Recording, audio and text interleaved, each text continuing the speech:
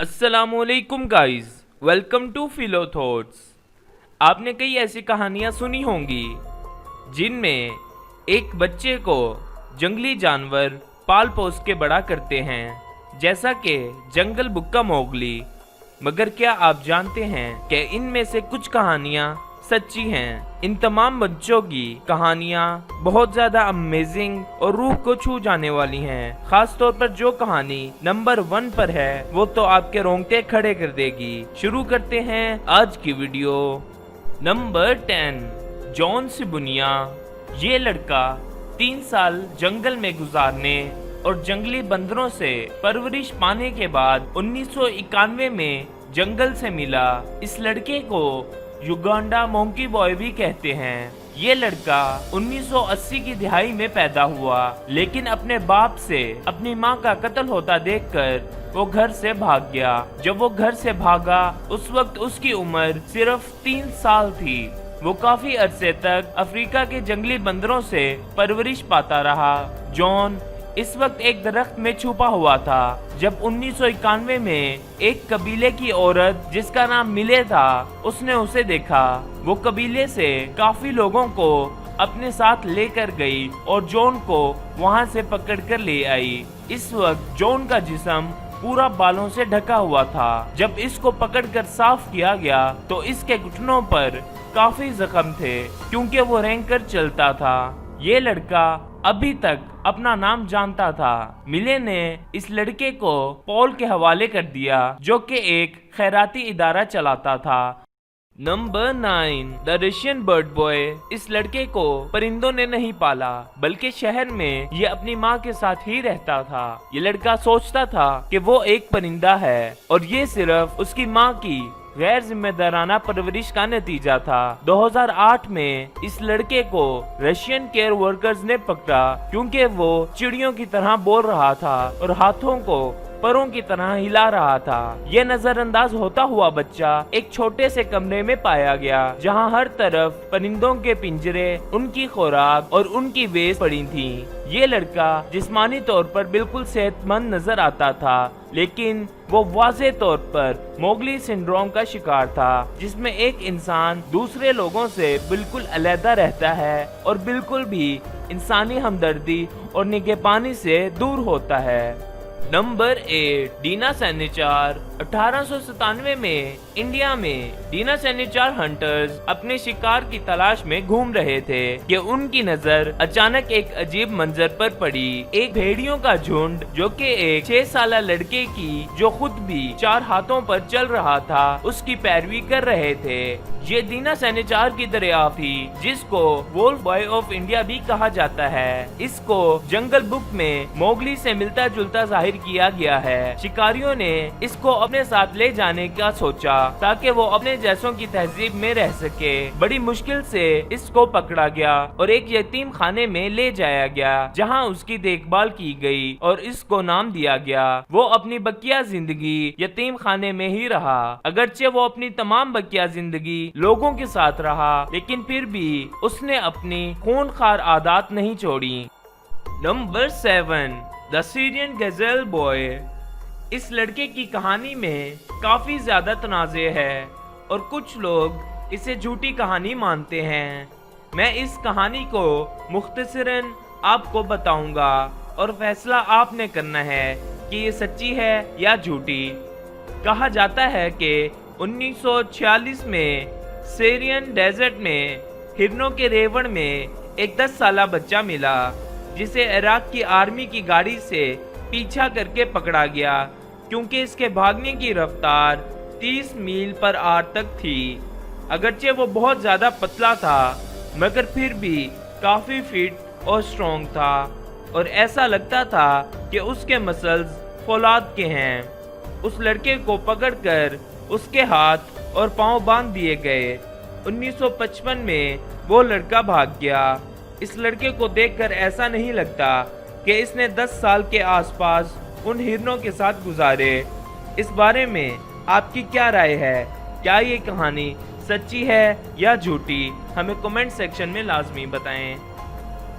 Number 6, टरायन काल्डरार। इस लड़के को رومانوی ڈاگ بوائے بھی کہتے ہیں۔ ٹرائن 3 سال اپنے خاندان سے دور جنگل میں رہا۔ یہ کہا جاتا ہے کہ اس کے پیرنٹس اسے بہت مارتے تھے، اسی لیے اس نے گھر چھوڑ دیا۔ اس کی ماں لینا کالڈران نے بتایا کہ وہ اپنے بچے سے کافی پیار کرتی تھی، مگر اس کا شوہر کافی غصے والا تھا اور وہی ٹرائن کو مارتا تھا۔ جب لینا کی آنکھوں کی بینائی چلی گئی تو اس نے سوچا کہ ٹرائن کو کسی دوسرے خاندان کو دے دینا چاہیے جو کہ اس کا خیال رکھ سکے۔ یہ بچہ 2002 میں جنگل میں ملا جو کہ 7 سال کا تھا، مگر اپنی جسامت کے لحاظ سے صرف 3 سال کا لگتا تھا۔ یہ لڑکا بول بھی نہیں سکتا تھا اور ایک گتے کے ڈبے میں رہتا تھا۔ نمبر 5، اوکسانا ملایا۔ یہ بچی یوکرین میں کتوں کے ساتھ رہتے ہوئے پائی گئی۔ اس لڑکی کی خبر وہاں کے اخبار کے فرنٹ پیج پر چھپی۔ اوکسانا کے پیرنٹس شرابی تھے اور وہ اس کا خیال نہیں رکھتے تھے۔ اوکسانا کو 3 سال کی عمر میں گھر سے نکال دیا گیا۔ اس کے گھر کے پیچھے کتوں کے رہنے کی جگہ تھی۔ 5 سال تک وہ بچی وہیں رہی۔ ان کتوں نے اس کا بہت خیال رکھا۔ اس بچی نے ان کتوں کا برتاؤ سیکھ لیا۔ کتوں کی اور اس کی بونڈنگ اتنی اچھی تھی کہ پہلی مرتبہ جب ریسکیو ٹیم اسے لینے آئی تو کتوں نے اسے جانے نہیں دیا۔ وہ لڑکی گراتی تھی اور بھاگتی بھی اپنے دونوں ہاتھوں اور پاؤں پر تھی۔ وہ کچھ بھی کھانے سے پہلے اسے سونگھتی تھی۔ اس کی دیکھنے، سننے اور سونگھنے کی سینسز کافی اچھی تھی۔ جب وہ ملی اسے صرف ہاں اور نہیں کہنا آتا تھا۔ نمبر 4، ایوان میشیکوو۔ 1996 میں ایوان نے گھر چھوڑ دیا۔ اس وقت وہ صرف 4 سال کا تھا۔ اس کی ماں کا ایک شرابی بوائے فرینڈ تھا جس کی وجہ سے گھر میں کافی فساد رہتا تھا، اسی لیے ایوان نے گھر چھوڑ دیا۔ ایوان نے بھیک مانگنا شروع کر دی۔ اسے جو کچھ کھانے کو ملتا اس کا کچھ حصہ وہ کتوں کے ایک جھنڈ کو دے دیتا۔ اس طرح ان کتوں اور ایوان میں کافی دوستی ہو گئی۔ پولیس نے کئی مرتبہ ایوان کو لے جانے کی کوشش کی مگر کتوں نے پولیس کو ایسا کرنے نہیں دیا۔ ایوان کو بولنا آتا تھا۔ پولیس کی مدد سے اس نے ایک اسکول میں داخلہ لے لیا۔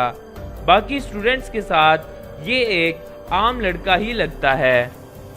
Number 3، below. یہ لڑکا 1996 میں 2 سال کی عمر میں ملا تھا۔ بیلو اعصابی اور جسمانی طور پر معذور تھا۔ شاید 6 ماہ کی عمر میں اس کے پیرنٹس نے اسے گھر سے نکال دیا تھا۔ فلانی نامی قبیلے میں بچوں کے ساتھ یہ سلوک عام ہے۔ یہ کہا جاتا ہے کہ چمپینزیز نے اسے پال پوس کے بڑا کیا کیونکہ یہ نارتھ نائجیریا کے فالکر فارسٹ میں چمپینزیز کے ساتھ ملا تھا۔ 2002 میں تقریباً 6 سال بعد اس بچے کی خبر میڈیا تک پہنچی۔ اس وقت بیلو کانو کے ایک گھر میں رہتا تھا۔ جب یہ بچہ ملا تھا یہ چمپینزیز کی طرح ہی چلتا تھا۔ رات کو بیلو ادھر ادھر چھلانگے لگاتا پھرتا تھا اور دوسروں پر پتھر وغیرہ بھی پھینکتا تھا۔ 6 سال بعد تک وہ کافی سدھر گیا تھا مگر پھر بھی کبھی کبھار چمپینزیز کی طرح چلتا تھا اور آوازیں بھی نکالتا تھا۔ بدقسمتی سے بیلو 2005 میں وفات پا گیا۔ Number 2، boy raised by wild cat. 2008 میں ارجنٹینا کی پولیس کو میسونیس کی سڑکوں پر 1 سال کا لڑکا ملا جس کا خیال جنگلی بلیاں رکھتی تھیں۔ جب وہ ملا تو 8 بلیوں نے اسے گرم رکھنے کے لیے گھیرا ہوا تھا۔ ڈاکٹر کا کہنا تھا کہ اگر بلیاں ایسا نہ کرتی تو وہ بچہ اب تک فوت ہو چکا ہوتا۔